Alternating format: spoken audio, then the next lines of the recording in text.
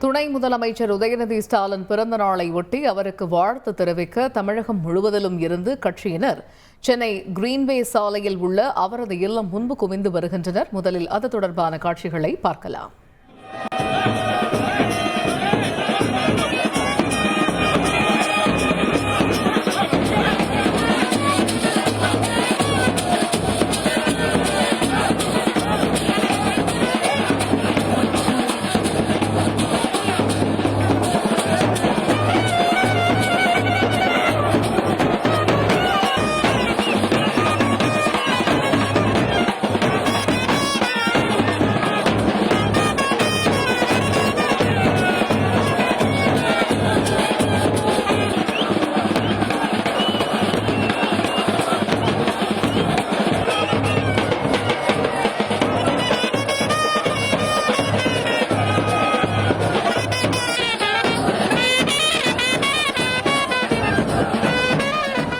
இது குறித்த கூடுதல் தகவல்களை செய்தியாளர் ரமேஷ் வழங்கிட கேட்கலாம். ரமேஷ், வணக்கம்.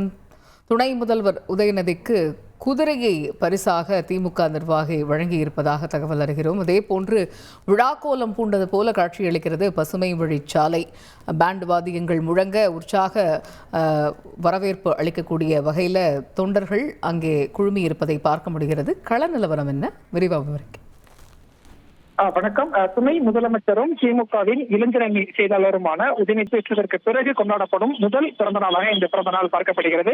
எனவே தமிழகம் முழுவதும் இருந்து பல்வேறு நிர்வாகிகள் துணை முதலமைச்சர் உதயநிதி ஸ்டாலினை கிரீன்வே சாலையில் இருக்கக்கூடிய குறிஞ்சி இல்லத்தில் நேரில் சந்தித்து வாழ்த்துக்களை தெரிவித்து வருகிறார்கள். திமுகவின் இளைஞரணி நிர்வாகிகள், அமைச்சர்கள், நாடாளுமன்ற நிர்வாகிகள், பல்வேறு தொண்டர்கள் என ஏராளமானோர் நீண்ட வரிசையில் காத்திருந்து துணை முதலமைச்சர் உதயநிதி ஸ்டாலினுக்கு பிறந்தநாள் வாழ்த்தை தெரிவித்து வருவதை பார்க்க முடிகிறது.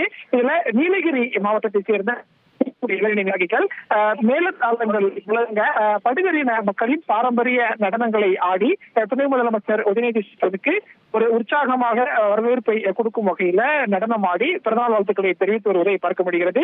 மேலும் பல நிர்வாகிகள் உதயநிதி ஸ்டாலினுக்கு குதிரையை பரிசாக அளிப்பது, பல்வேறு பரிசு பொருட்களை நேரில் பரிசாக கொடுத்து பிறந்தநாள் வாழ்த்துக்களை தெரிவிப்பது போன்ற காட்சிகளை இங்கே நம் களத்தில் பார்க்க முடிகிறது.